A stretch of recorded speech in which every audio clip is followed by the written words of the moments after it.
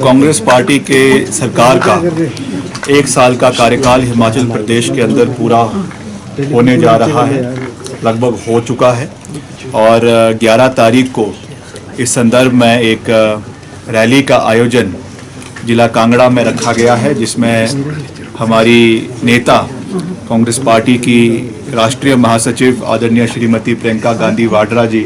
इसमें मुख्य अतिथि के रूप में उपस्थित रहेगी। आदरणीय मुख्यमंत्री जी, सभी पार्टी की माननीय अध्यक्षा श्रीमती प्रतिभा सिंह जी और सभी कांग्रेस पार्टी के वरिष्ठ नेता इस उपलक्ष्य में उपस्थित रहेंगे। और 1 साल के कार्यकाल में मैं समझता हूं कि हालांकि ये 1 साल बहुत चुनौतियों भरा रहा है। आप जानते हैं कि किस तरीके से प्रदेश को नुकसान इस पूरे 1 साल के कार्यकाल में खास करके बारिशों के सीज़न में हमको देखने को मिला। करीबन 10-12 हज़ार करोड़ रुपए का नुकसान प्रदेश को हुआ। उसके बावजूद हमने मिलकर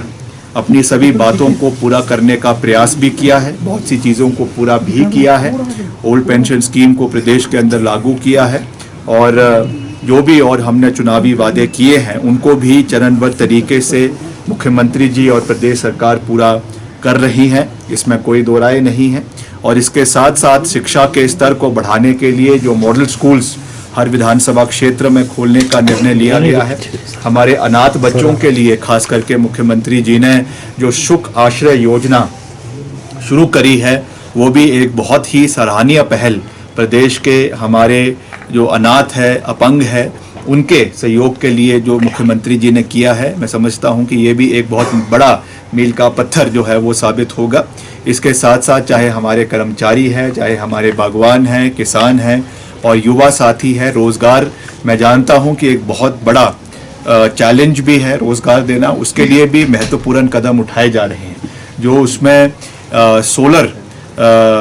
एनर्जी को बढ़ावा देने के लिए और ई टैक्सीज के लिए 50% सब्सिडी जो सरकार ने रखी है, जिसमें करीबन 800 करोड़ रुपए का बजट, 850 करोड़ रुपए का बजट सरकार की ओर से दिया गया है, जिसमें हर क्षेत्र में, हर जिले में, हर इलाके में ई टैक्सीज को बढ़ावा देने के लिए 50% की सब्सिडी सरकार की ओर से दी जा रही है। और सरकारी क्षेत्र में भी ये आदेश दिए गए हैं कि जो भी आने वाले समय में नई गाड़ियां ली जाएगी वो इन्हीं ई टैक्सीज के माध्यम से चलाई जाएगी, ताकि हमारे स्थानीय युवाओं को रोजगार के साधन जो है वो मिल सके। ये सरकार की ओर से प्राथमिकता इस उपलक्ष्य में रही है। मगर साथ साथ जिस तरीके से ये मैं इस बात को आज उठाना नहीं चाहता हूँ, मगर क्योंकि उठाना ज़रूरी है, क्योंकि हमारे बहुत से ऐसे कार्य हैं जो हम करना चाहते हैं, मगर क्योंकि केंद्र से जिस तरीके का सहयोग मिलना चाहिए वो सरकार को नहीं मिल रहा है। जो हमारी बोरोइंग कैपेसिटी है उसको भी केंद्र सरकार ने लिमिट उस पर लगा दी है। और साथ ही साथ जो हमारी अलग अलग स्कीम्स में केंद्र सरकार का सहयोग हिमाचल को मिलता है, जो हमारा अधिकार है उसको भी केंद्र सरकार देने में जो है वो अटकलें लगा रही हैं। ये मैं समझता हूँ कि दुर्भाग्यपूर्ण है। मगर फिर भी मैं इस मौके पर किसी पे कोई उंगला टिक्का टिप्पणी नहीं करना चाहता हूं। मैंने अंदर अभी पार्टी के सभी कार्यकर्ताओं से भी यही निवेदन किया है कि हमको मिलकर इन विपरीत परिस्थितियों में भी मिलकर हिमाचल प्रदेश के हर वर्ग की आवाज़ को उठाना भी है, उन्हें पूरा भी करना है। और खास करके युवा वर्ग के लिए रोजगार के नए साधन जो कैसे पैदा करने हैं उसके ऊपर भी हम सरकार लगातार चिंतन कर रही है। जो हमारा जो सिलेक्शन बोर्ड था हमीरपुर में, उसका रीऑर्गेनाइज करके वहाँ पे चयन आयोग जो है बनाने का सरकार ने निर्णय लिया है। बहुत जल्द उसमें सारी रिक्रूटमेंट्स शुरू हो जाएगी। और जो उसमें एक बहुत बर्निंग इशू हमारे JOAITs का था, उस पर भी मुख्यमंत्री जी से हमने 2-3 दिन पहले भी बात करी है। उनका सारा प्रोसेस जो है बहुत जल्दी शुरू करवा दिया जाएगा। और भी जो हमारे युवाओं के लिए किस तरीके से हम रोज़गार के नए साधनों को पैदा कर सकते हैं उसके ऊपर लगातार कार्य हो रहा है। जहां तक हमारे विभाग की बात है, उसमें भी हम लगातार ये प्रयास कर रहे हैं कि प्रदेश में जो चाहे मेटलिंग टायरिंग का कार्य है, चाहे नए सड़कों के निर्माण का कार्य है, चाहे जो आपके आपदा के समय में जो नुकसान हुआ है उसके रेस्टोरेशन के लिए भी पूरा प्रयास किया जा रहा है। मगर उसमें भी एक कड़वा सच है, जो मैंने पीछे कुछ दिन पहले